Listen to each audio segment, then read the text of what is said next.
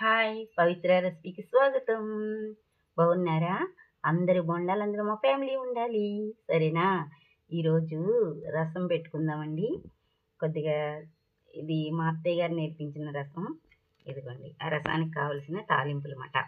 ఇదిగో మెంతులు, ఆవాలు, జీలకర్ర, ఎండుమిరపకాయ, కరివేపాకు, ఉల్లిపాయ, చిన్న ఉల్లిపాయ ముక్కలు, ఒకే ఒక పచ్చిమిరపకాయ, ఇదిగో బెల్లం, చింతపండు, టమాటా, కొత్తిమీర. ఇవన్నీ మట్టుకు మనం తాలింపు వేసేసుకుని ఈ గిన్నెలో తాలింపు వేసుకుని వాటర్ పోసుకుని ఆ వాటర్లో వేయవలసిన మాట. ఇవ్వండి, చిన్న నిమ్మకాయ అంత సైజు చింతపండు. ఇది మరుగుసారు కాదండి, తాలింపు చారు అంటారు దీన్ని. చాలా బాగుంటుంది. రెండు ఎలా పెడుతున్నానో చూపిస్తాను. స్టవ్ వెలిగించి గిన్నె పెట్టి ఆయిల్ పోసాను. ఇప్పుడు తాలింపు దినుసులు వేసుకుందామండి. ఇదిగోండి, రసానికి సరిపడే తాలింపు దినుసులు.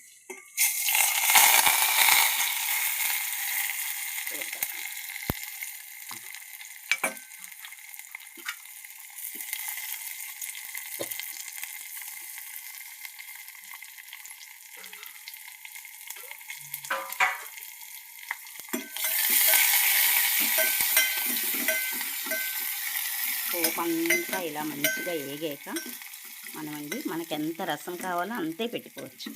ఈ గిన్నె నిండా పెడతాను నేను, చూడండి. ఇంకా చూసారా, ఇలా చక్కగా వేగిపోయింది కదండి. ఇప్పుడు మనకి ఎంత వాటర్ కావాలంటే ఎంత రసం కావాలో అన్ని వాటర్ పోసుకోవాలి. ఇప్పుడు బాగా పోపు వేగిపోయింది చూసారా. నేను ఈ గిన్నె నిండా పెడతాను అన్నమాట.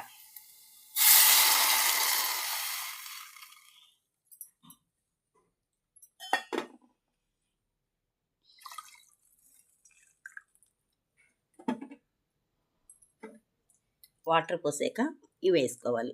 చింతపండు, కడిగి పెట్టిన చింతపండు, ఇవన్నీ మనం వేసుకుంటాము. ఇప్పుడు మనం నీళ్ళు పోసేసుకున్నాం కదా, వాటర్.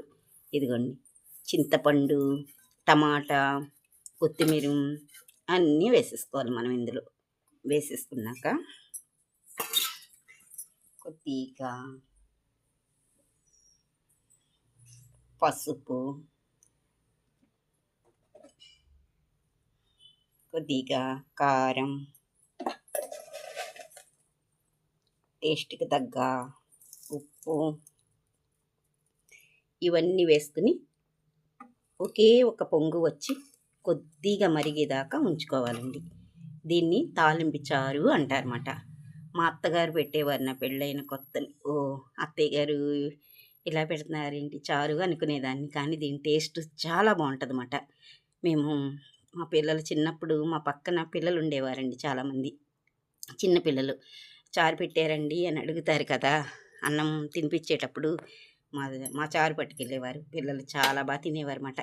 మీ చారుతో మా అబ్బాయి భోజనం అంతా చేసాడండి, అన్నం తినేసాడు అనేవారండి. చాలా బాగుంటుందండి ఈ చారు. ఈ చారుని, ఈ రసాన్ని మీరు ఇలాగే పెట్టుకోండి, చాలా బాగుంటుంది అన్నమాట. బెల్లం వేసేమేంటి, తీపి ఎక్కువైపోద్దేమో అనుకో అక్కర్లేదు మీరు. చిరి తీపి తగులుతుంది అన్నమాట ఆ రసంలో. టేస్ట్ చాలా బాగుంటుంది, చాలా బాగుంటుందండి. కొద్ది కావాలితే మనం 4 మిరియాలు కూడా వేసుకోవచ్చు. నేను వేయలేదు ఇప్పుడు, అంటే మీకు చూపించలేదు, మర్చిపోయానని వేయలేదు. వేసుకోవచ్చు, చాలా బాగుంటుంది. ఎంత టేస్టీగా ఉంటుందంటే చారుతోని, ఈ రసంతోనే మొత్తం భోజనం అంతా తినేయవచ్చు. అంత బాగుంటుందండి టేస్టీగా. ఒక్క మరుగు జస్ట్ అంతే, కొద్దిగా పొంగొచ్చి ఒక్క మరుగు వచ్చేదాకా ఉంచుకోవాలంతే. చాలా బాగుంటుంది. అయితే అత్తయ్య గారు చారు చూస్తుండని ఆవిడ వేరే పని చూసుకునేవారు. అంటే చారు బాగా మరిగిపోవాలి కదా అనుకునేదాన్ని నేను. ఇది ఎక్కువగా మరగకూడదంటండి, మళ్ళీ ఎక్కువగా మరిగిపోయినా టేస్ట్ మారిపోద్ది. జస్ట్ అలా పొంగు వచ్చి ఒక్క మరుగు మరిగేటప్పుడు మనం స్టవ్ కట్టేసుకోవాలి. ఇదిగో చూసారా, ఇప్పుడే పొంగింది. ఇలా జస్ట్ ఒక్క మరుగు ఇలా వస్తే చాలండి, అయిపోయింది చారు. కట్టేద్దాం. చాలా టేస్టీ రసం రెడీ అయిపోయింది. టమాటా రసం సూపర్గా ఉంది కదండి, చాలా బాగుంటుంది. మీరు ఒకసారి ఇలా ట్రై చేయండి, చాలా బాగుంటుంది, టేస్ట్గా ఉంటుంది. పవిత్ర రెసిపీ చూసిన వారు లైక్ చేయండి, షేర్ చేయండి, కామెంట్లు తెలపండి, సబ్స్క్రైబ్ చేయండి, సరేనా? మళ్ళీ ఇంకా పవిత్ర రెసిపీలో మంచి రెసిపీలో కలుద్దాం. అందరూ బాగుండాలి, అందరూ మా ఫ్యామిలీ ఉండాలి. అంతవరకు బాయ్.